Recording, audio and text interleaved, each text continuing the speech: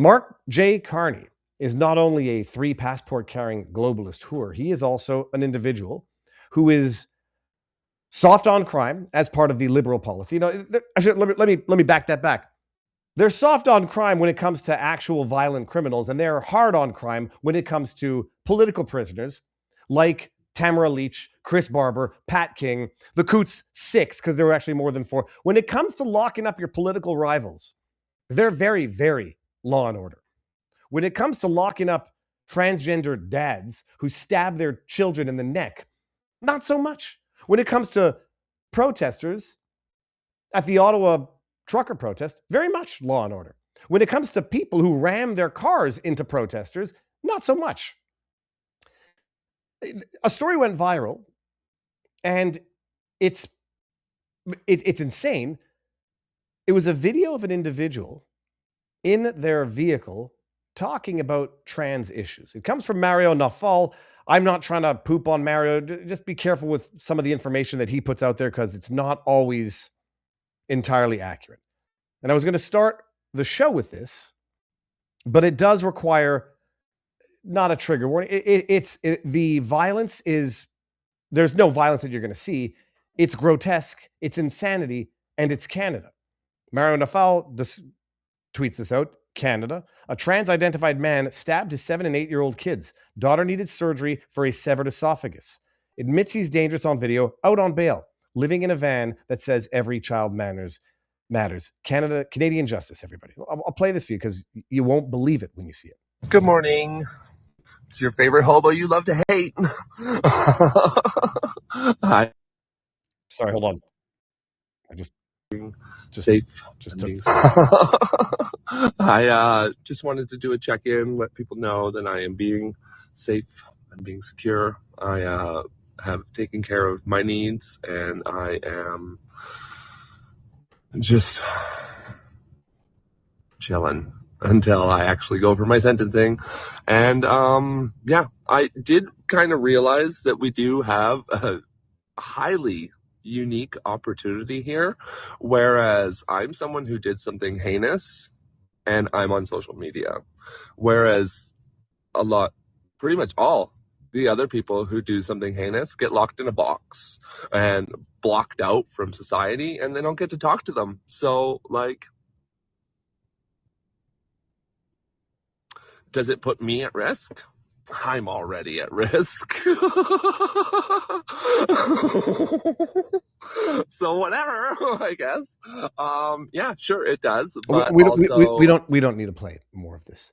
So this man, we're going to get to the story, slashed his children's throat. One of them needed to have surgery, and is out on bail, and posting this for the world to see. I know that I'm going to do everything in my part to not hurt anyone else in society, for sure. Like, no, I'm good. That was a horrible, horrible, horrible error and a bad decision that I made. Can you imagine describing it this way? Like, can you imagine describing it? It was an error, bad decision. And I shouldn't have ever done it. I never will do it again. And if I could rewrite history and make it so I didn't do it, I would. Okay, that's very nice. So this video goes viral. It goes viral in the wake of the other shooting that just occurred in Canada by a trans, put in quotes, a boy kills his mother, stepbrother, at Tumbler Ridge in British Columbia, and then 7 students at a school unrelated. And this video starts going viral to show what the hell is going on in Canada. And now, if you think it's too crazy to be true, you might be thinking of Canada.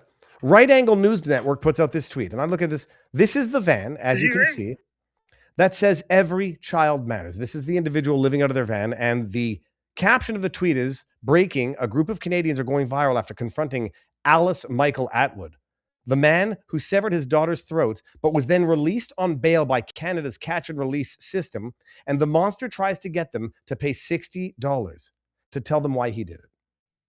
Listen to this. You, eh? That's you? That's me. What happened, bro? Explain yourself. Huh? What happened? What happened? Huh? Look, I want to talk about it. I don't want to. Yeah, let's talk. All right, let's talk. Yeah, what happened? Yeah, what happened? The only way I'll do it on video is if you guys pay me $60 right now. Shut the fuck up. We're not paying you shit. I'll slap the fuck out of you. I'll do it for no money. Shut the fuck up. You're acting like that shit's. You think that shit's cool, bro? No. So what the fuck you talking about? Yeah, bro. Fucking goofy ass nigga. Pussy. Goofy ass nigga. Car's not even started. Look at this pussy. Panicking. The car says every child matters on it. Goofy ass nigga. All right, so this goes viral, and this highlights that the man's actually out on bail. And now let's take a brief pause from this video for a word from our sponsor, Rumble Wallet. You may have seen the conversations happening online lately. Censorship is back and it's happening everywhere. Platforms are controlling narratives and pushing the stuff they want us to see. We need to fight back. Rumble is the only company that has stood the test of time and deserves our support. On one side, Rumble is challenging the big tech censorship, but now on the other side, they have introduced something that will give us all the protection from big banks shutting us off overnight, and that is Rumble Wallet. Banks can cancel our accounts and freeze our cards anytime they want without any justification whatsoever. That is why Rumble launched Rumble Wallet, a wallet that no one has control over, that cannot be shut off. Not even Rumble itself can control your wallet. You can use it to tip creators like me or your other favorite creators. With Rumble Wallet, you have control over your money. No bank, no government, no nobody. Just don't lose your 12-seed password to access your Rumble Wallet. To show you how it works, after you've downloaded the Rumble Wallet, all you do if you want to tip a creator is go to tip. You can click on the other wallet, Bitcoin, and you scan the QR code. You can tip in Bitcoin or gold-backed crypto, XAUT, thanks to the partnership with Tether and Rumble. It's not only a wallet to help you buy and save, it will allow you to support other creators, to keep your money in a place where nobody can shut it off. You can support my show and other creators by clicking the tip button on my Rumble channel and theirs. Go to wallet.rumble.com. Download the wallet today. Download the app or go to wallet.rumble.com and protect yourself. Thank you very much, Rumble, for sponsoring this video. And now back to the vlog. Grand Prairie trans man posts online while awaiting sentence for, quote, heinous act against his children. Christopher Oldcorn, published February 13. Alice Michael Atwood is using social media while waiting to be sentenced for aggravated assault and assault with a weapon in a Grand Prairie case involving his 2 children, drawing attention for talking openly about what he called a heinous act. We saw the video. We don't need to watch it again. He said most people who commit serious crimes are locked in a box and blocked out from society, but he remains visible online. He acknowledged he must answer for it, claimed he will not hurt anyone else, and asked followers what should be done with what he called unique opportunity. We're gonna get into Law and Order in the other segment in a bit. In what realm of the universe could this man be released on bail? Or if you think he's mentally ill, which he clearly is, you institutionalize this man because he is quite literally a proven risk to himself or others.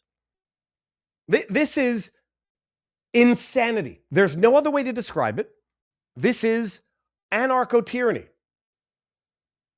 I had that definition. I was going to bring it up a while back. He said most people who commit suicide, but he remains visible online, yada, yada, yada. Publication ban has been issued on the exact nature of his crimes. Well, that cat's out of the bag. Social media users have posted Atwood is now in Calgary. Facebook and Twitter posts are being used to warn residents. A date for his sentencing hasn't been set. Yeah, let's actually just check one thing here. We'll go to Venice.ai, not the sponsor for today's show. If you want to sponsor the show, you can just support, go to locals. What has been accused, let's say charged with? They put publication bans on these things, and the pretext is to protect children. The reality is it's anarcho-tyranny because all they're doing is protecting the perpetrators. They're protecting the violent criminals to the detriment and risk of society. And then they say, well, no, we got publication ban. But let me see something here. Venice.ai says he's also was charged with aggravated assault after allegedly stabbing 2 children, ages 7 and 8, in Grand Prairie on February 19, 2025. Some reports also listed additional charge of assault with a weapon. The case is proceeding through the Alberta court system, with sentencing reportedly scheduled for January 2026. It's a little bit old, I guess, though the current status is unclear. 10 citations. Do you know what anarcho-tyranny means? It's a political concept describing a system that fails to enforce public safety, anarchy, while aggressively regulating, monitoring, and prosecuting law-abiding citizens. Tyranny, coined by Sam Francis. This framework suggests a government that ignores actual criminals while punishing the innocent through bureaucracy, overregulation, and political or hate crime laws. Does that sound like Canada in a nutshell? If it doesn't, it should, because that is Canada in a nutshell. Stripping law-abiding gun owners of their rights to own guns while releasing violent, stabby trans dads to live on the streets. What happens when that guy doesn't get $60 to get whatever he needs? Holy shit, people. It's insanity. No, it's not insanity. It's Canada. But you voted for it. Elbows up, peeps.